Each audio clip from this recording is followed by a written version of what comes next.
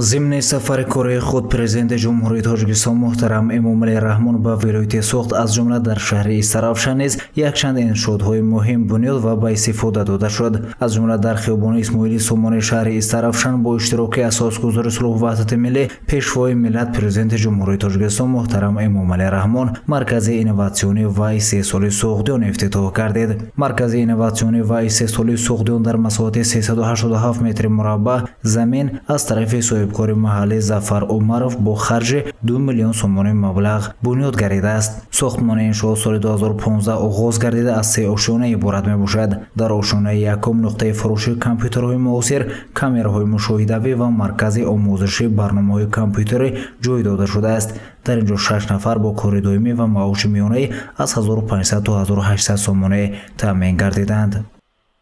انشاءاتی که ما ساختیم یعنی که در ما این قید کرده گذاشته بودیم که در انشاءات ما یک بار دو نمودی فعالیت رو ما یک جای کردیم.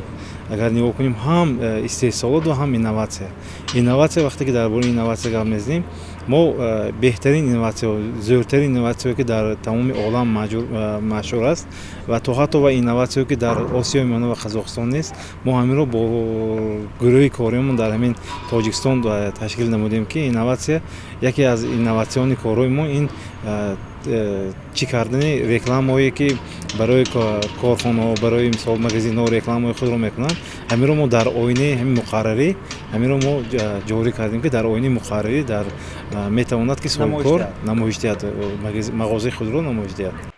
در آشیانه دوم مصرف صاحبکار وطنی خیرالله اسلاموف سیخ دوزندگی برای استحصال کرته‌های مردانه و بچگانه تشکیل گردیده است. در کارگاه 20 عدد دستگاه دوزندگی با مبلغ 160,000 سوم خریداری و وصل کرده شده است. حالا در سیخ دوزندگی 26 نفر زنان محلی با جای نوی کاری تامین گردیدند. مزد میانه مهنت کارمندان باشد از 1200 تا 1800 سوم را تشکیل می‌دهد. میگوید ظفرجان عمرов راهبر مرکز اینوواسیونی و استحصالی سوختیان.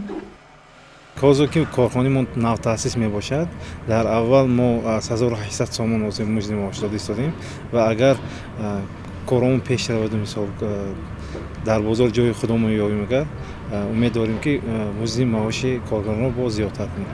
سیخ دوزندگی مرکز اینوواسیونی و استحصالی سوختیان همه به غیر از روزهای استراحتی فعالیت میبرد. غنیزاده گلمیرا دوام یک ماه میشود که در این مرکز به دوزندگی مشغول میباشد. میگوید که کار در این مرکز برایش پسند است زیرا کارگران همه بانوان هستند و شرایط خوب کاری نیز برایشان مهیا گردیده است. موزی معاش ما خیلی خوب است. ما کرتهای مردانه و بچگانه دختر پیشکشی مزاجم میگردانیم.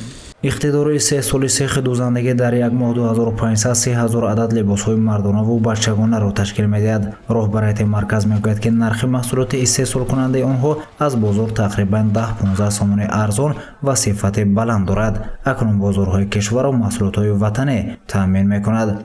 گزارش سید مختار سید انور، نسیم جان رحیموف از شهر استرافشان برای برنامه اطلاعاتی خبر.